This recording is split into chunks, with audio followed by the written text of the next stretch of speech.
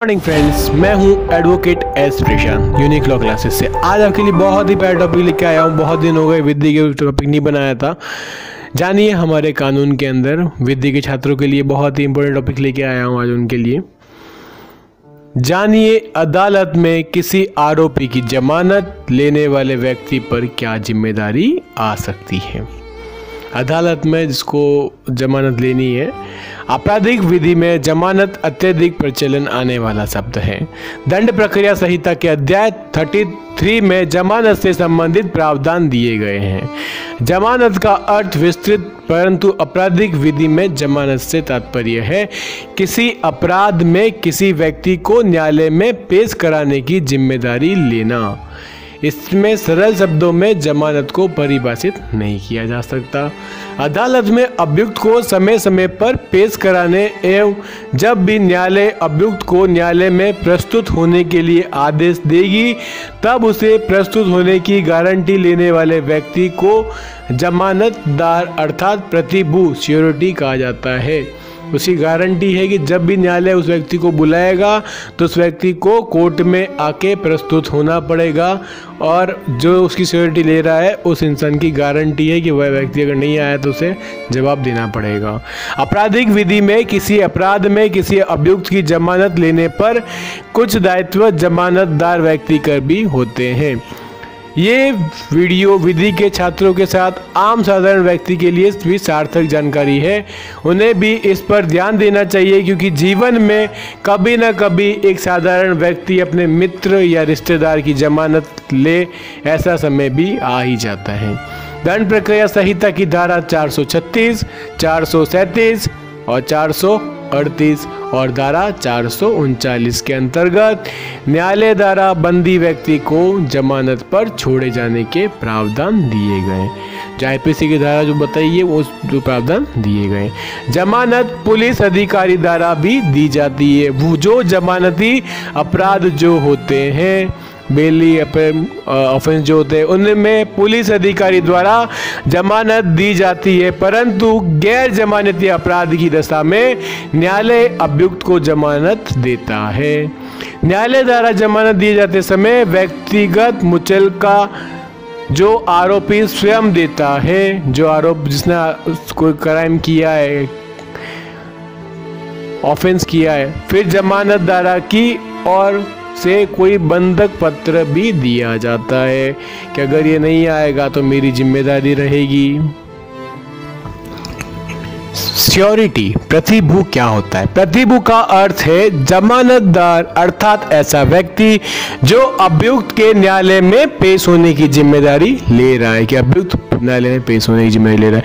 जब कोई व्यक्ति इस तरह से दायित्व लेता है तो न्यायालय उसे किसी एक निश्चित धनराशि का बंधक पत्र न्यायालय मांगता है। अगर कोई इंसान किसी व्यक्ति की दायित्व लेता है कि ये व्यक्ति नहीं आएगा तो मेरी जिम्मेदारी रहेगी, तो उससे न्यायालय धनराशि का एक बंधक पत्र लिखवा कर न्यायालय उससे लेता है कि अगर वो नहीं पहुंचेगा तो उसकी धनराशि का न्यायालय जब्त कर लेगा। और अभियुक्त जो आरोपी है उस आरोपी को न्यायालय में प्रस्तुत होना होगा। प्रतिभू दंड प्रक्रिया संहिता की धारा 441 के अंतर्गत यह घोषणा करता है कि वह अभियुक्त जो भी आवश्यक हो या न्यायालय द्वारा बुलाया जाए तब न्यायालय में पेश करेगा।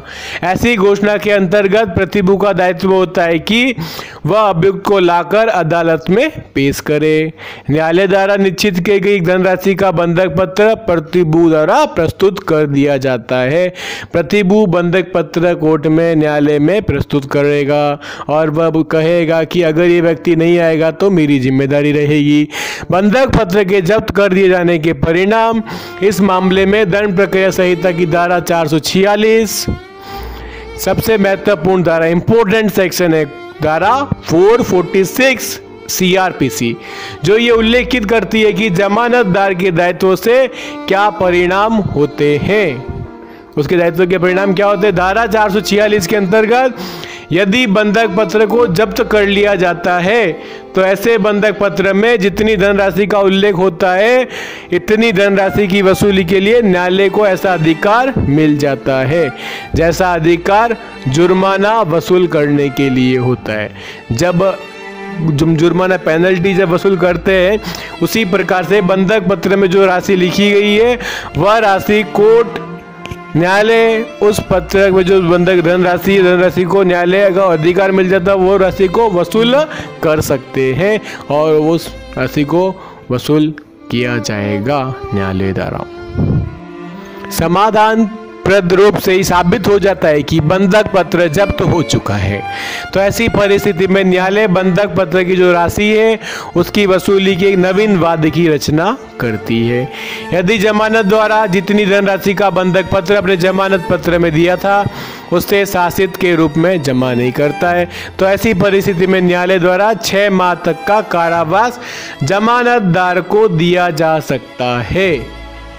न्यायालय किन्हीं विशेष कारणों से बंधक पत्र की राशि को कम कर सकता है या फिर उसको आधा कर सकता है। अगर 20,000 है तो उसको 10,000 कर सकता है, और 10,000 है तो उसको 8,000 कर सकता है, कम कर सकता है या आधा कर सकता है।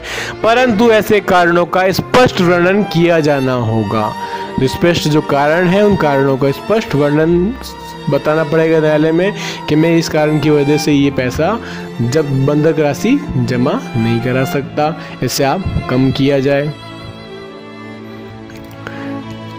जमानतदार की मृत्यु हो जाने पर, अगर जमानतदार की मृत्यु हो जाती है तो क्या होता है, किसी प्रकरण में कोई व्यक्ति किसी अभियुक्त को जमानत लेता है और जमानत पत्र में एक निश्चित धनराशि उल्लेखित करता है जिसे बंधक पत्र के रूप में न्यायालय को सौंपता है और जमानतदार की मृत्यु हो जाती है। ऐसी स्थिति में दंड प्रक्रिया संहिता की धारा 446 की उपधारा 4 के अंतर्गत जिस स्पर्धा में उल्लेखित किया गया है कि जैसा कोई रजिस्ट्री या कोई फिक्स डिपॉजिट इत्यादि हो वह उन्मोचित हो जाती है, किसी भी संपदा पर कोई दायित्व नहीं रह जाता है।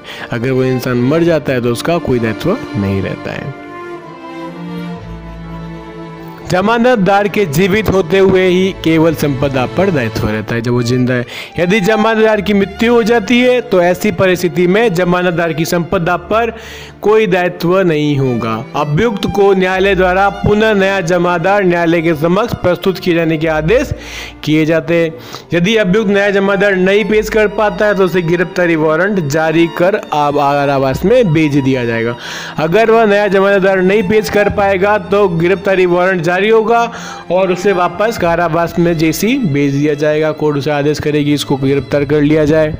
जमानत के अंतर्गत जो इम्पोर्टेंट केस जो दिए हुए हमारे परीक्षा में जो विधि के छात्रों के लिए बहुत इंपॉर्टेंट जो केसेस है उस केसेस को हम संदर्भ करेंगे। मोहम्मद कुंजू तथा अन्य बनाम कर्नाटक राज्य के मामले में उच्चतम न्यायालय ने अभी निर्धारित किया कि जमानत बंधक पत्र के संबंध में प्रतिभूओं का महत्वपूर्ण दायित्व है। जब भी अपेक्षा की जाएगी तो न्यायालय को अभियुक्त की उपस्थिति सुनिश्चित करनी पड़ेगी।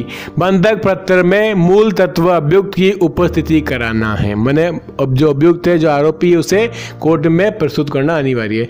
बंधक पत्र के आदेश में अन्य शर्तें भी होती है। यदि जमानत आदेश बेल ऑर्डर जिसे कहते हैं किसी शर्त में परिवर्तन किया जाता है तो प्रतिभू उसका लाभ नहीं ले सकता।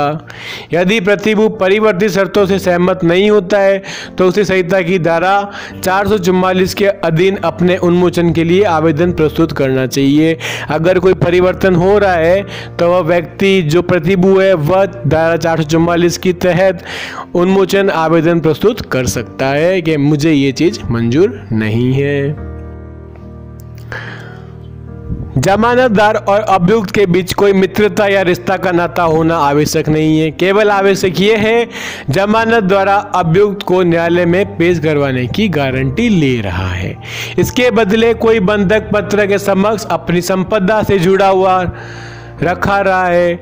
अब यदि वह न्यायालय में अभियुक्त को पेश नहीं कर पाता है तो न्यायालय उस बंधक पत्र में उल्लेखित धनराशि को जुर्माने की तरह वसूल कर सकती है या कर सकता है। न्यायालय वसूल कर सकता है। जमानत द्वारा अपनी उल्लेखित की गई धनराशि को न्यायालय में जमा कर दिया जाता है तो भार मुक्त हो जाता है तथा न्यायालय उस अपराध के लिए जमानतदार को दोषी नहीं ठहरा सकती है तथा यह कदापि नहीं होता कि जिस अपराध में अभियुक्त को अभियोजित किया गया था उस दंड जमानतदार को भी भोगना पड़े, कोई ज़रूरी नहीं है, कोई भोगना नहीं है उसको, वो जमानतदार केवल उस धनराशि तक की दायित्व रहता है जिसका उल्लेख उसने अपने बंधक पत्र में किया है। जिस संपत्ति को बंधक पत्र में उल्लेखित करता है उस संपत्ति को अपनी स्वतंत्रता से व्यसन कर पाने में असफल हो जाता है। अगर वो स्वतंत्र तरह से उस संपत्ति को बंधक पत्र के अनुसार नहीं दे पाता है तो कोर्ट उसे 6 महीने की मां की सज़ा दे सकता है, या उसे उस संपत्ति को आधा भी कर सकता है या उसे थोड़ा कम भी कर सकती है न्यायालय द्वारा। जमानत वापस लेना।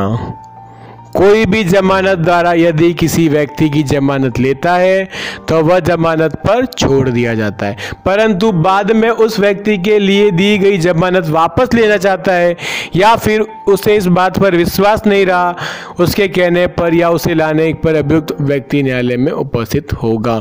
उसे अगर मन में लग रहा है तो वह जमानत अपनी वापस ले सकता है। ऐसी परिस्थिति में दंड प्रक्रिया संहिता की धारा 444 के अंतर्गत एक आवेदन संबंधित न्यायालय में जमानत द्वारा प्रस्तुत करना होगा तथा जमानत द्वारा प्रभाव से मुक्त हो जाती है। किसी भी समय मजिस्ट्रेट से ऐसे आवेदन किया जा सकता है। जब जमानत वापस ले ली जाती है तो अभियुक्त को कोई अन्य जमानतदार प्रस्तुत करना होता है। प्रतिभू द्वारा बंधक पत्र खारिज किए जाने हेतु आवेदन प्रस्तुत किए जाते ही ये मजिस्ट्रेट का ही कर्तव्य हो जाता है कि वह अभियुक्त की गिरफ्तारी का वारंट जारी करे। अगर अभियुक्त अपना नया जमानतदार उपस्थित नहीं कर पाता है कोर्ट में तो कोर्ट उसे गिरफ्तार करने का वारंट जारी कर सकती है और उसे कह सकती है जल्दी से जल्दी अपना नया जमानतदार प्रस्तुत करो। उसे तुरंत प्रभाव से गिरफ्तार कर दिया जाता है। जमानत कौन ले सकता है? जमानत कौन व्यक्ति ले सकता है? कोई भी स्वचित और वयस्क जो 18 वर्ष से ऊपर है जमानत ले सकता है। न्यायालय जितनी धनराशि बंधक पत्र में उल्लेखित करती है इतनी धनराशि को कोई संपदा जमानतदार को न्यायालय में बतानी होती है तथा यह सिद्ध करना होता है कि वह इतनी हैसियत रखता है कि जमानत में बंधक पत्र में निश्चित की गई धनराशि यदि जब्त की जाए तो वह न्यायालय में इतनी राशि डिपॉजिट कर सकता है। उसे न्यायालय में अगर वह हैसियत रखता है कि उसे ये जो धनराशि उसने बंधक पत्र में लिखी है वह राशि वो न्यायालय में डिपॉजिट करने के लिए जमा करने के लिए उसे परेशानी नहीं हो रही है, वो जब जमा कराना पड़ेगा उसे। इसके लिए जमानतदार को किसी संपत्ति का मालिक होना आवश्यक होता है। जब तक मामला न्यायालय में चलता है, जब तक जमानत प्रभावशाली रहती है, तब तक उस संपत्ति को स्वतंत्रतापूर्वक उसका मालिक व्यापन नहीं कर पाता है। जैसे यदि किसी भूखंड को यदि रजिस्ट्री न्यायालय में समक्ष प्रस्तुत की जाती है तो जिस समय तक जमानत प्रभावशाली रहती है उस समय तक उस भूखंड को किसी अन्य व्यक्ति को नामांतरण नहीं कर सकता, उसे बेच नहीं सकता। जिस समय जमानत मुक्त हो जाती है केवल उसी समय भूखंड को बेचा जा सकेगा या उसका नामांतरण किया जा सकेगा, अपने पुत्र को वो जमीन दे दी जाए या नाम उसको बेच दिया जाए। तब वो तब बेचेगा जब जमानत प्रभाव तरीके से पूर्ण तरीके से मुक्त हो जाएगी। न्यायालय साधारण तौर पर जमीन की पावर्टी या बैंक या का 50% फिक्स डिपॉजिट तथा मकान की कोई रजिस्ट्री या भूखंड की कोई भी रजिस्ट्री इत्यादि को ही जमानत के तौर पर हैसियत मानता है तथा स्वीकार करता है। या तो जमीन की रजिस्ट्री मकान होना चाहिए या भूखंड कोई प्लॉट होना चाहिए, उसकी रजिस्ट्री को ही जमानत के तौर पर हैसियत माना जाएगा और उसे ही स्वीकार किया जाएगा। तो उसे कोर्ट के अंदर उसे पेश करना पड़ेगा। तो अगर आपको मेरा वीडियो अच्छा लगता है तो प्लीज़ एडवोकेट एस प्रसन्न के चैनल को सब्सक्राइब कर लीजिए और बेल आइकन को दबा दीजिए और मैं आपके लिए ऐसी अच्छी वीडियो लाता रहूँगा हमारे